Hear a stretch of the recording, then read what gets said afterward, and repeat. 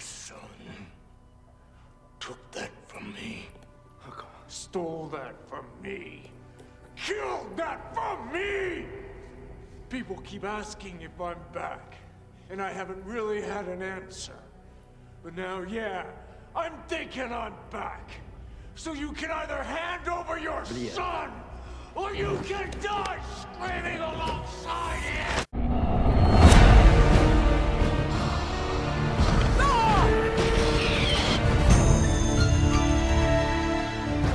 Those were up, and they did. More smarts, and my...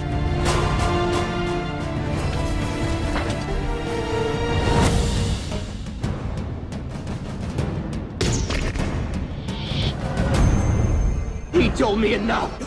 No, I...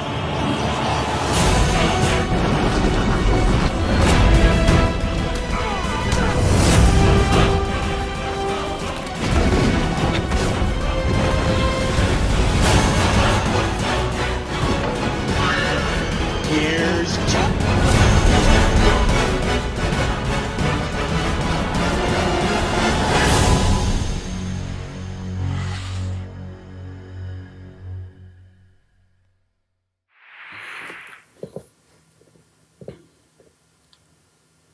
Hey everyone, it's Don G. Corleone here, and I'm here with a brand new movie review, and this movie review is going to be for a 2014 action film, and it's in the revenge genre.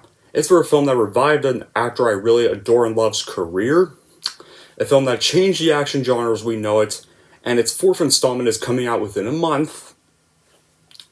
And that film is going to be for none other than, obviously, 2014's John Wick, directed by, who directed this again? Chad Stahelski. Yeah, that's who. Alright, so now, you know I did review this when I started YouTube, but I felt that earlier review sucked. So, I will be remaking this review and reviewing the sequels, Chapter 2 and Chapter 3, before I go see Chapter 4. So anyway, what's the plot of this movie? Well, with the untimely death of his beloved wife still bitter in his mouth, John Wick, the expert former assassin, receives one final gift from her, a precious keepsake to help John find a new meaning in life now that she is gone. But when the arrogant Russian mob prince Lusev Tarasov and his men pay Wick a rather unwelcome visit to rob him of his prized 1969 Mustang and his wife's present, the legendary hitman will be forced to unearth his maliciously concealed identity. Blind with revenge, John will immediately unleash a carefully orchestrated maelstrom of destruction against the sophisticated kingpin, Viggo Tarasov, and his family, who are unaware of his lethal capacity. Now only blood can quench the boogeyman's thirst for retribution. So how was this made? Well, the premise for John Wick was conceived by screenwriter Derek Kolstad, who began work on a treatment about a retired contract killer coming out to seek vengeance, entitled Scorn. 1 month after starting, he had completed the first draft of the screenplay, and once he had addressed several issues, he had pitched the script to various clients with at least 3 offers being made. When he first started thinking about writing the script, Kolstad was influenced by film noir classics and the themes of revenge and the anti-hero and the conquers what may plan out if the worst man in existence found salvation. When a source of his salvation is ripped from him, do the gates of Hades open? And for Kolstad, both Alistair MacLean and Stephen King were influences in the creating of the story of John Wick in terms of characterization and world building, saying that MacLean could even build a world and King could surprise you of what the main character truly was capable of. And then in December 3rd, 2012, it was announced that Thunder Road Pictures had bought the script with directionary funds, with Kolstad agreeing due to Thunder Road's plan to make the film straight away. When Basil Iwanki, the head of Thunder Road Pictures, had first read Kolstad's original screenplay, he was immediately drawn to the main character Wick, stating that the tone of the script was subversive and really fun, and he even remarked on the emotional and action theme of the piece, which he admired. After Thunder Road was optioned the script, Kolstad had spent additional months rewriting the script with them. In the original script, the character John Wick was written with a man in his mid-60s to play the role. Given the character's faded reputation as a revered and respected assassin, the filmmakers had initially imagined an older actor, but Iwanki was one of the belief that this was irrelevant and that the original version ever so slightly, stated that instead they decided to look for someone who was not literally older, but a seasoned history in the film world. And then May 7, 2013, it was announced that Keanu Reeves began negotiations to star in the piece in April, and was later confirmed as the film's main lead after Iwanik and Peter Lawson of Thunder Road showed him the script, which he thought to be full of potential, and further stated that he loved the role, and want the whole story though hold simple to come to life. Reeves and Kolstad had worked closely together on further developing the screenplay and the story. The screenwriter even stated that they spent as much time developing the other characters as they did his. And Keanu recognizes that the strength of the story lies in even the smallest details. The title of the film was even changed from Scorn to John Wick, as according to Kolstad, Keanu liked the name so much that Reeves kept telling everyone that he was making a film called John Wick, and producers agreed, changing the title.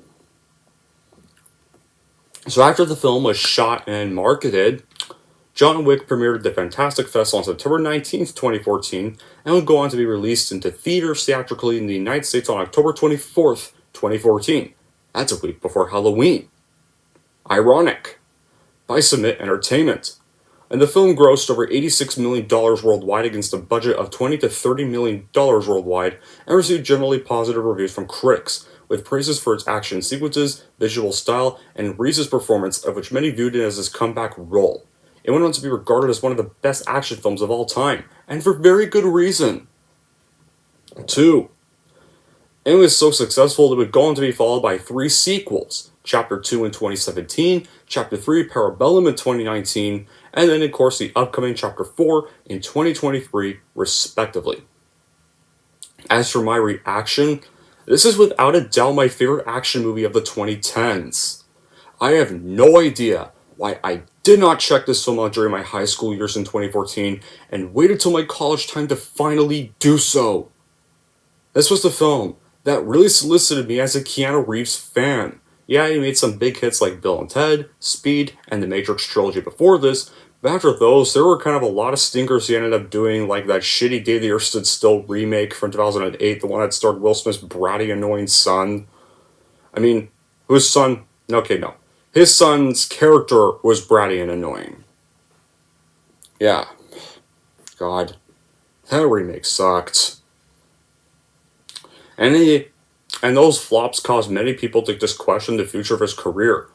But this movie ended up reviving and saving it, and actually making more people interested in his career. They renewed their interest in seeing what he did next. Not only that, this film even changed the action genre as we know it. Ever since then, we've had many great hits like this, like Nobody, Bullet Train, Violent Night, Atomic Blonde, and there will always be many more like this to come. John Wick is something special. It takes as much time setting up elaborate action sequences as it does the world with which it all takes place. And what a world is, it reminds me of Miles Crossing, as it is cooler than any other recent attempt at noir, and we are shown a criminal underworld where if you are connected, many powerful people know who you are and show you respect. John Wick was connected, but he got out. He's the rare killer who has found peace, and he's grateful for that peace. Some young kids steal staff from him, and he does what he does best. He wages a one-man war against the Russian mafia. It might sound like the film takes quite a leap, but it all makes sense. The motives of John and the people who get in the way of the bullets are very clear, even if it does come across as rather simple. That's the plot at its most basic. Then there's the action. The film was directed by Reeves Stuntman from The Matrix. This guy knows action. There are sequences that flow so smoothly it puts other action films and their quick cuts to shame. Keanu moves so fluidly throughout the film and come across as such a natural that only disappointment is that we've not seen him like this before. On the way, there are plenty of character actors. Fans of The Matrix and The Wire will recognize a few people, and there are more obvious ones like Ian McShane and Willem Dafoe. Everyone seems to be having a great time. Like, what makes John Wick different from other shoot-up movies is that we provided with details of John's former life, including old partners, and a hotel from which leads the audience eager to wonder what many tales can be told about John Wick. The movie is fast-paced, never really a dull moment, and always keeps you wondering what it's going to do next and how. Also, his style, John Wick loves using the double tap to his advantage. The thing that stands out most has to be the action sequences. They're unlike most found in modern cinema, with long, uninterrupted takes and beautifully choreographed that really lend themselves to the realistic, bone-crunching feel of the film. Although the complexity of plotting left something to be desired, the filmmakers more than made up for it by building a rich, creative, history-laden world around their characters. Now it comes to the deep qualities. The action. The superb action in this movie can be directly attributed to the co-directors and their star. Both directors have been performing and coordinating big-budget film stunts for years. Chad Stahelski doubled for Keanu Reeves in several films. Reeves' stunt background, dedication, and learning his character's gunplay and martial arts style helped bring his actions to life in a way that would not be possible with other performers. Because of the crew's skills and the art of choreography, less cuts were needed during fight scenes and afforded them in a more immersive feel. Then the music. Like, I've never been the one to get too worked up or bogged down to the soundtrack of any given movie. Here, however, I found myself enthralled in its effectiveness. A gentle tune in my mind by M86 and Suzy Q really stood out by paradoxically fitting perfectly into the hot tub club scene. On the other end, Marilyn Manson's Killing Strangers provided a jolting assault of the rock variety to rack me back up in the next action sequence. You also got the supporting players. Numerous interesting characters populate the original world. The performances that stand out the most come courtesy of Lance Reddick and several others. Their introduction pulled me right into the specific areas of the criminal underworld without feeling too overbearing. Though neither mugs the screen for more than 10 minutes, their impacts are felt immediately and leave a lasting impression. The Continental. As well executed as John Wick is, I don't think it gets nearly enough credit for its creativity. The best use of this aspect can be seen inside the Hitman Hotel, the Continental. This establishment primarily hosts assassins and other underworld types to be waited on a staff providing world-class service to its patrons unlike any other. Most importantly, the hotel pulled me in, leaving me wanting to know more about the history of this world to which we had been introduced, like we would kind of get in the sequels. And the plot was unassuming, romantic, and sentimental, and perfectly in line with the main character. An assassin who bought his way out of a nightmare-shitty world to have normalcy for the ultimate meaning of life, love. If you spend most of your life with your emotions completely cut off, what do you do to keep the emotional connection alive? Cut out the mega promoters of that worthless life and we're getting the emotional connection that helps you live? Hell yeah. And I love the beautiful songs played in the movie Killing Strangers by Marilyn Manson, featuring Tyler Bates in My Mind, M6 feat Suzy Q, Think by Caladia, What Are You Talking to Man by Cassandra and Nostalgia. It has beautiful songs in this movie that I love. This movie has tons of action, multiple explosions, and tons of bullets fired. This film wouldn't be an action movie without some action, and there's plenty of it. You see a lot of car chases and cars flying over cliffs. Stuntman is crazy driven a car in the movie. Man, but however, while John Wick is the best action movie of the 2010s, I can think of some bad qualities with it. Well, yeah, okay. Maybe the final confrontation kind of drags on a little bit. I feel like we could have just had it end with him killing both Viggo and Lucev at the same time in one scene, instead of just killing Lucev and then another scene having him kill Viggo. And I also do feel like Perkins is kind of a pointless character, because we could have had the two I mentioned be the only antagonists here. I feel like we could have just had those Viggo and Lucev be the only villains of the film. Really, I mean, Perkins does kind of foreshadow John Wick's fate at the end of the second film, in kind of a way. There is one use to her character for that reason, as John Wick would be kind of become excommunicado at the end of Chapter 2. And another huge bad quality I have is, yeah, I think anybody can agree with me on this. The death of John Wick's new pet dog from his dead wife, Daisy, in the beginning of the film. You guys should know that I am a huge dog lover. You guys seen my pet dog at my other place and here. They're not in the room with me right now, but sometimes you'll hear one of them and stuff, or sometimes I bring them to the room with me. In fact, that scene alone is kind of one of the many reasons that while yes, this is my favorite installment of the John Wick franchise, but I rewatched this one the least because of that very one scene alone. In fact, now that I think about it, this scene's kind of become such a huge joke in the film industry now whenever anybody thinks of John Wick.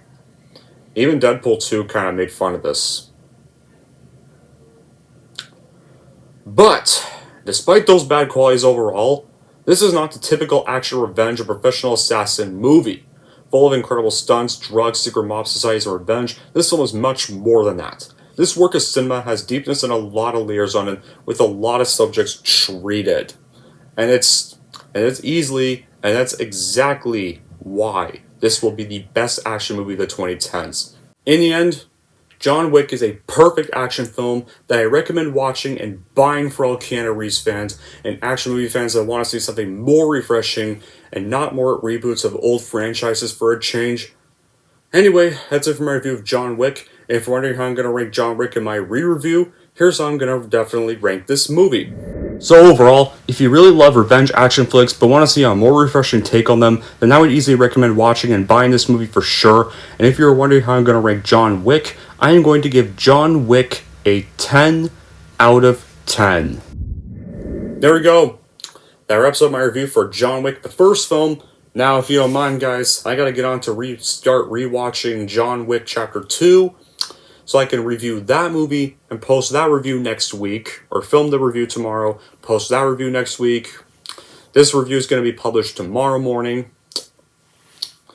And yeah, and then of course, beginning of the very last few days of February, I will review John Wick 3.